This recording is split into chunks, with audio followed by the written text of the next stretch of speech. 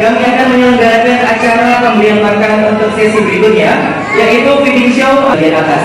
Dan nantinya acara ini akan dipandu dan dipimpin oleh rekan kami, yaitu ada Kak Jihan Claudia Davega. Jadi mana Kak Jihan Davega ini ada pada wilayahnya? Kak Jihan Davega, kami persilakan.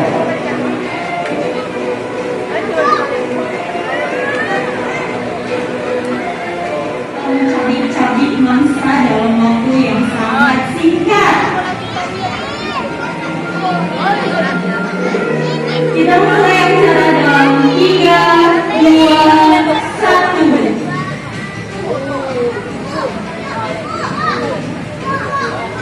Iya, oke teman-teman ya, teman-teman bisa lihat di sini ikan berat tersebut sudah mulai bergerak ya, sudah mulai bergerak dengan lincah dan langsung berebut soal makanannya. Ya.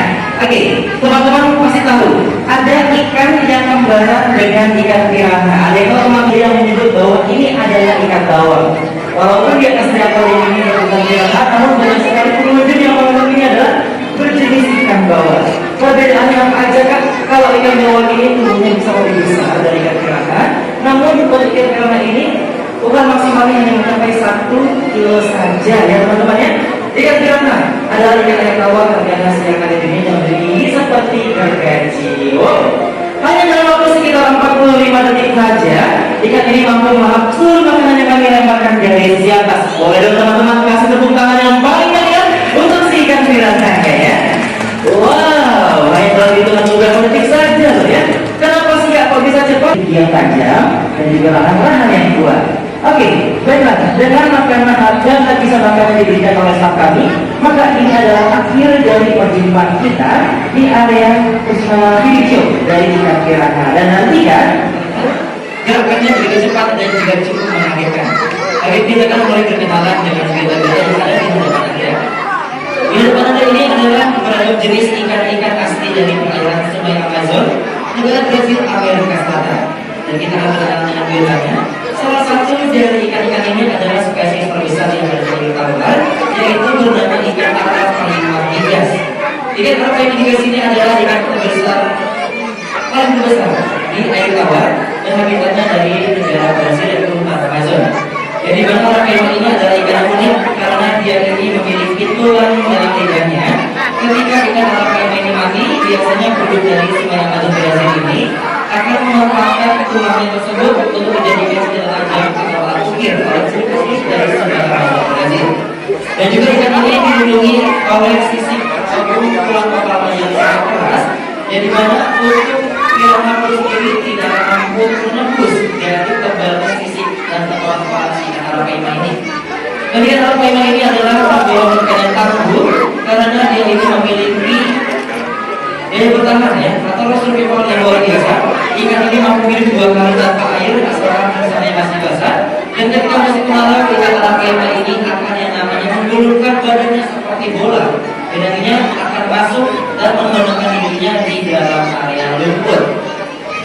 Ikan Arapaima ini adalah tergolong ikan karnivora atau ikan predator, yang pastinya ikan ini memiliki gigi tajam di dalam dari rongga mulutnya. Namun senjata utama dari ikan ini bukan pada giginya, tetapi senjata utama ikan ini adalah pada ekornya. Apabila manusia menangkap ikan ini dengan cara paksa, nantinya ikan ini akan menghempaskan ekornya ke arah dada atau arah kepala. Nantinya apabila mengenai manusia yang terkena oleh serangan ekor ikan Arapaima ini bisa tidak sadarkan diri bahkan sampai meninggal dunia. Biasanya ikan Arapaima ini akan menghajar atau menyerang bagian dada, dan itu bisa merumbukan atau menghancurkan tulang iga dari manusia dan juga menghancurkan seluruh organ dalam yang ada di organ dada dari manusia. Selain ikan Arapaima gigas, di sini juga ada ikan lain yang itu ada ikan bawal hitam atau black racun. Ikan bawal hitam ini memiliki ukuran yang cukup besar, jadi mana untuk berat badannya sendiri yaitu sekarang kami ini akan mengundang 2 orang penyelam. Namun nanti yang masuk hanya ada 1 saja. Dan satunya lagi kakak penyelamnya akan bertugas sebagai tim rescue atau tim penyelamat. Yang apabila misalkan ada kakak penyelam kami ini yang diserang oleh kawanan ikan hiu, itu kakak penyelam kami yang di atas akan terjun ke bawah dan akan langsung menolong si kakak penyelam. Karena kami ini pernah mengalami hal kecolongan atau hal duka. Salah satu petugas penyelam kami ini pernah diserang oleh sang ekor hiu yang menghasilkan 54 jahitan di lengan bagian kanannya ya. sampai saat ini petugasnya pun masih ada ya, yaitu di bagian konservasi, yaitu ke bagian kakak penyelamnya juga. Oke, nanti acara ini akan dimulai sekitar 6 menit lagi. Dan selamat menunggu. Dan selama menunggu dimohon untuk memperhatikan kembali barang-barang berharga bawaannya, jangan sampai ada yang tertinggal di layar. Enggak males, ini kurang semangat sekali lagi. Halo semuanya, selamat siang. Ya luar biasa, kasih tepuk tangan yang paling banyak untuk kita semua yang sudah ada di sini. Oke, baiklah, sebelumnya perkenalkan, nama saya adalah Kak Rizky. Kak Rizky ini adalah dari salah satu MC sekaligus staf edukasi Wahana Siwat Ancol. Jadi mana nanti Kak Rizky ini akan mengajak teman-teman untuk berkenalan dengan biota-biota ikan hiu yang ada di hadapan kita ya. Oke. Nah, di sini tadi teman-teman yang depan mungkin melihat ya, ada percikan air yang dimulai dari atas. Itu adalah upaya kita untuk merespon atau membuat ikan ini bereaksi. Dan terlihat ya, di bagian atas ini sudah ada kakak penyelam kami yang mencoba untuk berusaha untuk landing ya, berusaha untuk landing di bagian sini. Oke, baiklah, tunggu dulu. Tunggu sampai lambaian tangan. Halo kakak penyelam, kasih tepuk tangan yang paling meriah untuk kakak penyelam profesional dari Wahana Siwat Ancol ya. Luar biasa. Dan kami mengucapkan selamat sore dan selamat datang juga ya untuk Mas Arif, salah satu konten kreator yang dimana teman-teman ya, teman-teman melihat story dari Instagram Siwat ODS Samudra Dufan, orangnya ada di belakang. Halo Mas Arif. Oke, lanjutnya kita akan mulai berkenalan dengan biotanya ya. Di dunia ini terdapat ada lebih dari 400 spesies ikan hiu. Namun sayangnya tidak semua spesies ikan hiu ganas. Yang ganas hanya ada sekitar 32 jenis. Besar atau badannya besar itu adalah berjenis dari ikan hiu perawat raksasa atau giant nuri shark, atau orang Jawa menyebut ikan hiu ini sebagai ikan hiu buto. Dan di mana buto sendiri ini artinya adalah besar atau raksasa. Dan satu lagi ada ikan yang badannya kecil. Waduh teman-teman tuh lihat tuh, ikan hiunya ditangkap oleh ikan penyelam ya. Dan satu lagi ada ikan hiu yang badannya kecil, yaitu ada ikan hiu sirip hitam atau black-tip reef shark. Dan kita akan berkenalan langsung dengan biota ikan hiunya. Waduh, lihat tuh teman-teman, makanan yang sampai di bawah kabel sama ikan hiunya ya. Kenapa sih Kak? Oke, baiklah. Mungkin tadi teman-teman melihat bahwa ikan hiu buto ini seperti ikan sakit ya. Mereka hanya memendamkan badannya di sini dan hanya diam saja terkulai lemas. Itu bukan sakit, melainkan dia sedang tidur. Karena ikan hiu ini, ikan hiu buto adalah berjenis dari ikan hiu perenang pasif. Karena ikan hiu ada dua golongan, yaitu ada ikan hiu aktif dan ada ikan hiu pasif. Kalau ikan hiu buto ini cenderung ikan hiu pasif yang lebih banyak menghabiskan waktu, hanya rebahan saja di dasar perairan.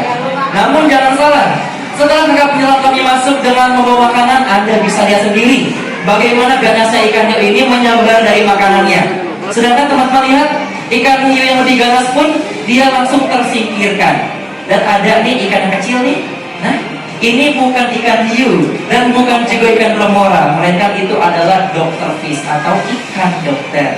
Lanjut, ikan hiu buto adalah tergolong ikan hiu yang memiliki badan yang cukup besar karena nafsu makannya pun juga besar. Bisa lihat nih, perutnya yang buncit seperti perut ayah ya. Perutnya buncit yang menandakan bahwa dia ini adalah ikan yang memiliki nafsu makan yang besar. Wow, sampai benar-benar. Kasih tepuk tangan dulu ya teman-teman untuk ikan hiunya ya. Wow. Oke, Anda bisa lihat bagaimana ganasnya ikan hiu ini makan. Padahal awalnya ikan hiu ini seperti ikan hiu sakit, hanya rebahan saja di bagian dasar dari akuarium ya. Oke, ikan hiu buto ini menduduki peringkat ke-32 atau peringkat terakhir di keganasan deretan keganasan ikan hiu. Namun ada yang di atasnya lagi, yaitu ada ikan hiu sirip hitam atau black-tip reef shark. Nah, yang ini nih, terbangnya cepat, yang berenangnya cepat ya. Kenapa sih Kak beda? Karena ikan hiu tersebut adalah tergolong ikan hiu perenang aktif dan juga perenang cepat dan juga ikan hiu kanibal ya. Ikan hiu itu walaupun badannya kecil, namun dia jauh lebih ganas daripada ikan hiu buto. Karena ikan hiu ini memiliki daya kecepatan akselerasi di dalam air. Ikan hiu sirip hitam tersebut mampu yang namanya berenang di dalam air hingga mencapai kecepatan 85 km per jam. Terlebih dalam kondisi mendesak atau dalam kondisi sedang terancam, ikan hiu ini mampu berenang di dalam air dengan kecepatan 95 km per jam. Kalau kita lihat gigi atau berenang berhenti seperti ikan hiu buto, katup dari insangnya akan tertutup dan dia tidak akan bisa bernafas. Karena insangnya tidak memiliki otot untuk memompa air laut masuk ke dalam mulutnya. Maka dari itu, ikan hiu peran aktif pasti dia harus terus-menerus berenang seperti ini. Daya dalam tubuhnya akan membuat air laut masuk sendiri ke dalam mulutnya dan nanti akan keluar melalui kisi-kisi dari insangnya, ya. Berbeda dengan ikan hiu buto. Ikan hiu buto walaupun dia hanya rebahan seperti itu, dia bisa membuka dan menutup mulutnya dan memompa air laut untuk masuk ke dalam insangnya, ya. Jadi itu bedanya. Terus bedanya apa lagi, Kak? Kalau ikan hiu perenang pasif ini jumlah kisi-kisi atau lubang insangnya ada 4 dan lebih besar atau besar-besar dan juga ototnya lebih kuat. Sedangkan untuk ikan hiu perenang aktif, jumlah kisi-kisi insangnya ada 5. Walaupun ada juga yang 6 atau 7 tergantung dari jenis ikan hiu tersebut, ya. Oke. Kedua ikan hiu ini sama-sama memiliki jiwa kanibal semenjak berada dalam kandungan dari sang induk. Kedua ikan hiu ini tergolong ikan hiu yang ovovivipar atau bertelur dan juga melahirkan. Ketika bayi atau janin dari si ikan hiu ini masih kecil, dia akan tersimpan di dalam sel telur atau di dalam telur. Nanti ketika beberapa bulan, telur tersebut akan menetas dalam perut dan baru akan keluar bayi ikan hiu dan akan membesar sendirinya di dalam perut simpan hidupnya. Nantinya dalam waktu jumlah tertentu atau bulan tertentu dia akan melahirkan si anakan si ikan hiu tersebut. Awalnya calon bayi ikan hiu ini ada 9 misalkan, yang keluar hanya 2. Sisanya kemana, Kak? Dimakan oleh saudaranya sendiri. Kenapa? Karena ikan hiu ini akan memangsa saudaranya sendiri yang lebih lemah darinya. Oke, lanjut.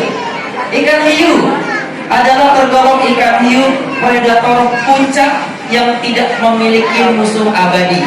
Tetapi ikan hiu takut dengan satu spesies mamalia laut. Ada yang tahu nggak, teman-teman, ikan hiu takutnya dengan apa? Paus orca. Terus saudaranya apa lagi? Saudaranya paus orca, adiknya paus orca. Lumba-lumba, ya? Kaget ya? Ikan hiu ini takut dengan lumba-lumba. Kenapa, Kak? Oke. Ikan hiu memiliki taring. Sudah. Kakak penyelam kami mau pamit, kasih lambaian tangan dulu. Dadah kakak penyelam. Tepuk tangannya mana nih buat kakak penyelam kami, ya? Wow. Thank you kakak Eka. Oke. Tuh, dia langsung jalan ya. Jalan kaki, tidak berenang karena kakak penyelam kami ini tidak menggunakan sepatu katak. Dan halo kakak, dadah kakak Eka. Aduh, aus ya kak ya. Iya, tapi puasanya belum tenggorokan kering ya, karena nitrogen itu sifatnya kering. Lanjut. Kenapa sih kak kok ikan hiu ini takut dengan lumba-lumba? Karena lumba-lumba ini adalah mamalia air yang memiliki kecerdasan.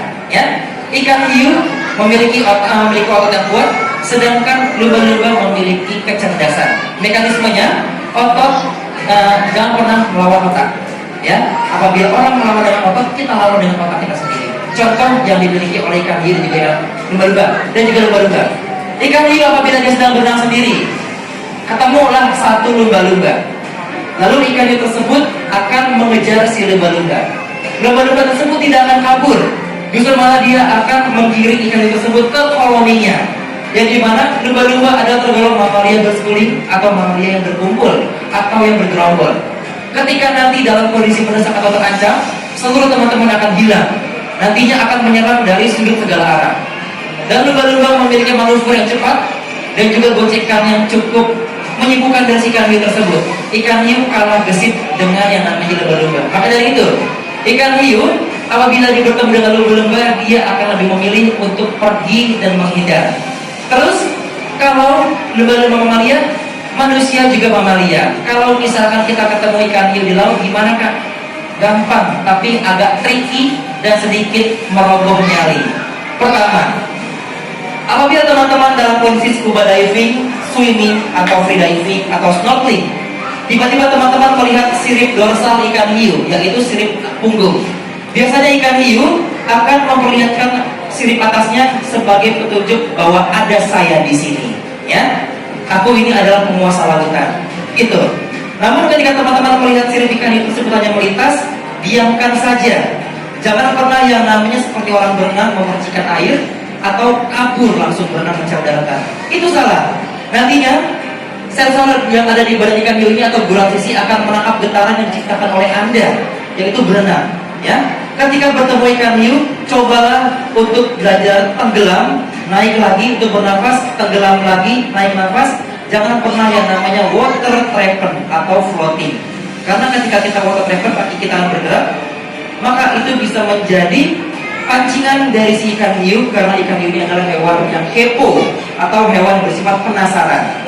Contoh, kalau misalkan ikan hiu tersebut sudah melingkari kita atau mengitari kita, tandanya dia mulai tertarik dengan kita. Ya, kelihatan nih siripnya muter-muter di kita. Yang penting jangan sampai membelakangi. Kita ikuti kemana sirip itu pergi. Tapi kalau sudah hilang, silakan lihat ke bawah. Karena ikan itu tersebut akan mengincar dari bawah lalu ke atas. Dan kita akan dihajar lagi ke bawah, baru akan dicabik-cabik. Sebelum yang namanya dilukai atau diserang oleh ikan hiu, kondisinya sudah tergigit. Gimana kak cara melepaskannya? Yang pertama, bisa yang namanya memukul kedua mata ikan hiu bagian kiri atau kanan. Itu adalah sifat atau titik sensitif dari ikan hiu. Kedua, teman-teman bisa rogoh dan sobek bagian insangnya. Karena ikan hiu tidak bisa hidup hanya dengan satu insang saja. Ketika insang tersebut diserang, ikan hiu akan langsung pergi atau ketakutan karena itu adalah tempat sensitif dia. Terakhir, hidung. Setiap ikan hiu memiliki sensor di ujung dari hidungnya. Dia ini mampu mencium aroma darah atau amis dari jarak 6 km. Itu adalah titik yang dijaga oleh ikan hiu ya. Terkecuali satu, hammer shark atau ikan hiu martil. Ketika kita diserang oleh ikan hiu martil, dada kita akan ditabrak oleh ujung moncongnya. Ya, satu kecuali ini. Ya, kalau ini kita pukul ujung mulutnya atau ujung hidungnya, dia akan melepaskannya. Karena kalau sudah rusak, dia akan terancam mati. Dia kelaparan, tidak bisa mencari makan atau tidak bisa mengurus makanan, dan nantinya dia akan kurus, akan sakit dan akan dimakan oleh predator lain, terutama ikan hiu. Ingat, ikan hiu adalah hewan kanibal. Oke. Maka dari itu, itulah trik-trik apabila teman-teman bertemu dengan ikan hiu. Tapi satu, selama kalian di dalam lautan tidak mengeluarkan darah atau tidak membuang urin, itu akan aman-aman saja ya teman-teman ya. Asalkan kita menjaga etika kita di lautan, jangan pernah merusak laut, jangan pernah mencemari laut, sayangilah ikan hiu, jangan memburu sirip ikan hiu, karena ikan hiu sudah dinobatkan sebagai ikan yang sudah mulai punah dan terancam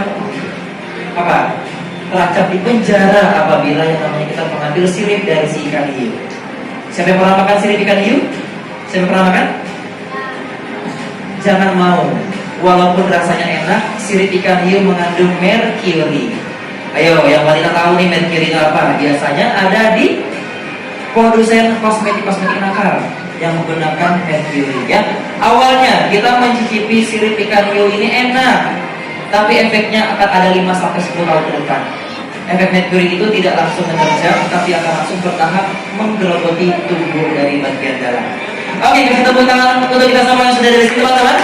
Ini adalah akhir perjumpaan kita yang ada di Aquarium Ikan Hiu, dan nantikan untuk acara pertunjukan berikutnya akan ada di